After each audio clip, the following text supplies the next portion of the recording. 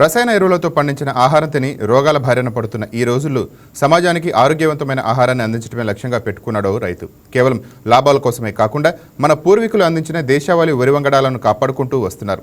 తనకున్న 2 ఎకరాల్లో ఏకంగా 24 రకాల దేశావళి వరి రకాలను సాగు చేస్తూ అందరినీ ఆశ్చర్యపరుస్తున్నారు. ఆయనే పశ్చిమ గోదావరి జిల్లా తణుకు మండలానికి చెందిన రైతు గంటా రామకృష్ణ.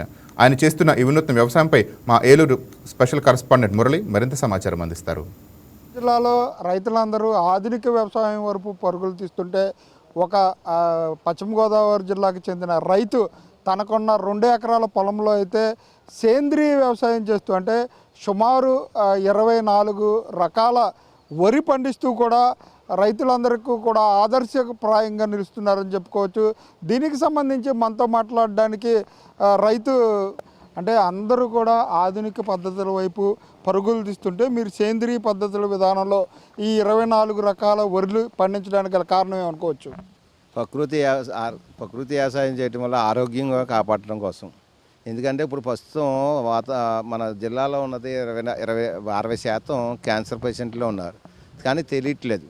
దానికోసం ఏంటంటే ప్రకృతి వ్యవసాయం చేయడం వల్ల దేశీ వెరైటీలో ఇమ్యూనిటీ పవర్ ఎక్కువ ఉంటుంది. ఒక్కో రైస్లో ఒక్కొక్క మెడిసిన్ ఉంటుంది.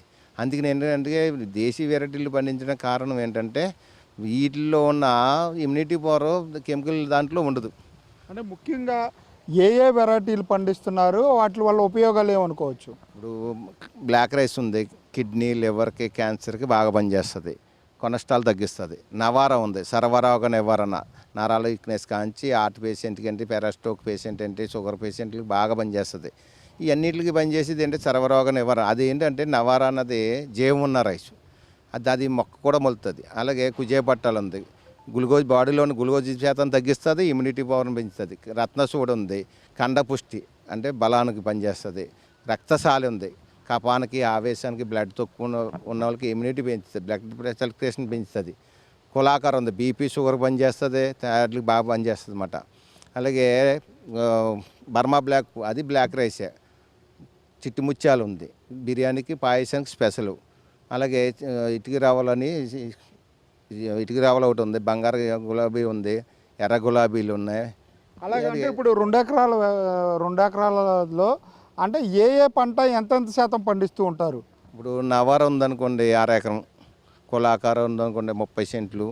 మ్యాక్సిమం ఎక్కువ రైస్ వెళ్ళి దాన్ని ఎక్కువ వేస్తాను, తక్కువగా వెళ్ళి దాన్ని ఇప్పుడు రైస్ తక్కువ. ఇప్పుడు బ్లాక్ రైస్ అయ్యాను అనుకోండి, నెలకు వచ్చి 5 కేజీలు కానీ ఎక్కువ తిన్నాను. అలాంటి అట్లా ఏంటంటే 10 సెంట్లు 20 సెంట్లు వేస్తాను. ఏంటంటే అన్ని రైసులు పండితే కానీ ఒక రైస్ ఒక మెడిసిన్ ఉంటుంది. మళ్ళీ రైతుకి తెలియాలి ఈ ఎన్ని రకాలు ఉన్నాయో రైసులు మనకు దేశీ వెరైటీలో అనేది రైతుకి అవగాహన రావడం కోసమనే ఇత్తనం డెవలప్మెంట్ చేయడానికి. ఇప్పుడు రైతు ఎవరన్నా మొక్కుగా ఉందా నాకు నేను ఎవరుస్తానని అనుకో, వాడికి ఇత్తనం ఇవ్వాలి కదా మనకి. అంటే ఈ దేశీ వెరైటీలను ఎక్కడి నుంచి తీసుకొస్తారు? సీడ్ డెవలప్మెంట్ ఎలా జరుగుతుంది? ప్రభుత్వం నుంచి ప్రోత్సాహం మీకు ఎలా ఉందనుకోవచ్చు?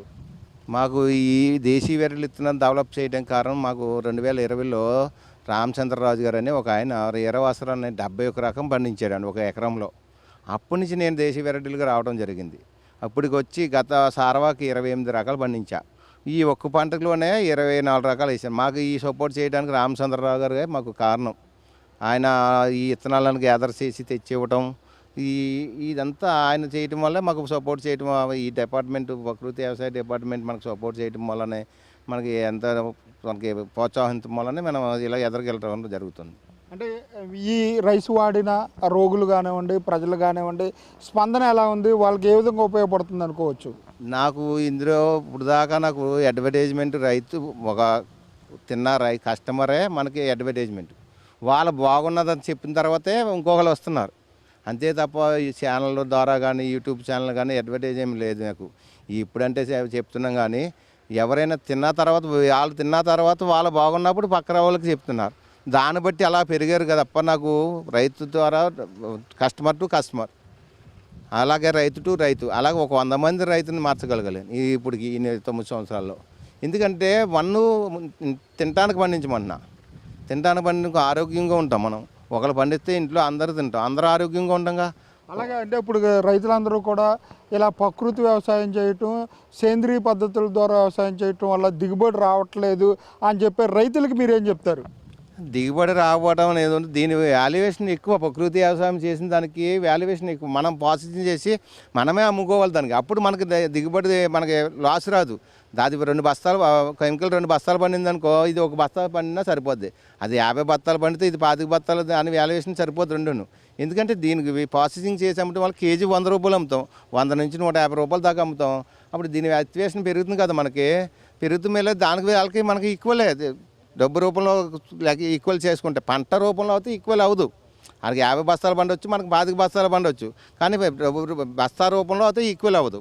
దానికి డబ్బు రూపంలో లెక్కేస్తే వాళ్ళతో మనం ఎక్కువ లాభం పొందుతాం. అంటే దీనివల్ల ఆరోగ్యం మెరుగుపడుతుందని అనుకోవచ్చా? ఆరోగ్యం బాగా మెరుగుపడుతుందండి దానివల్ల. అందుకనే కదా మనం ప్రకృతి వ్యవసాయం చేయమని ప్రతి రైతుకి నేను కోరుకునేది ఏంటంటే, ముందు ఇంట్లోకి పండించుకోండి. తల 20 సెంట్లు కాంచి 1/2 ఎకరం లోపు పండించుకోండి. మీరు 1/2 ఎకరం దాకా మీకు విత్తనాలు కావాలితే నేను ఇస్తాను. నా నెంబర్ ఫోన్ చేయని నెంబర్కి ఏది కావాలితే 9398201237. మీకు విత్తనం ఇచ్చినాకో మళ్ళీ నాకు విత్తనం ఇవ్వండి. డబ్బులు అక్కలా, మీరు విత్తనం పట్టుకెళ్ళి విత్తనం పండించుకుని మళ్ళీ నాకు విత్తనం ఇవ్వండి. అందుకే అందరూ ప్రకృతి వ్యవసాయం చేయాలని, ఆరోగ్యం కాపాడాలని కోరుకుంటూ చాలా ధన్యవాదాలు. అలాగే అంటే ముఖ్యంగా ఈ రైతు అంటే డిగ్రీ వరకు చదువుకున్న రైతు అయితే ప్రకృతి వ్యవసాయం చేస్తూ తనకున్న 2 ఎకరాల భూమిలో 24 రకాల వరిని పండిస్తూ తన ఆరోగ్యంగా ఉండటంతో పాటు తన పక్క జిల్లాలో ఉన్న వారికి కూడా ఆరోగ్యాన్ని పంచుతున్నాను. అంటే ముఖ్యంగా కెమికల్ వ్యవసాయం వలన అలాగే క్యాన్సర్ వ్యాధులు, అలాగే రకరకాల వ్యాధిని బారిన పడుతున్నారు. ముఖ్యంగా ఈ ప్రకృతి వ్యవసాయం వలన అయితే ఆరోగ్యం కూడా కుదుట పడుతుంది. ప్రతి ఒక్కరూ కూడా రైతు తన సొంత పొలంలో 20 సెంట్లు భూమిలో ప్రకృతి వ్యవసాయం చేసి రిజల్ట్ వచ్చిన తర్వాత ప్రకృతి వ్యవసాయంలోకి రావాలని చెప్పి ఈ రైతు కోరే పరిస్థితులు అయితే ఇక్కడ కనపడుతున్నాయి. కెమెరా పర్సన్ మధుతో మురళి, వైకే న్యూస్, ఉమ్మడి పశ్చిమ గోదావరి జిల్లా నుంచి.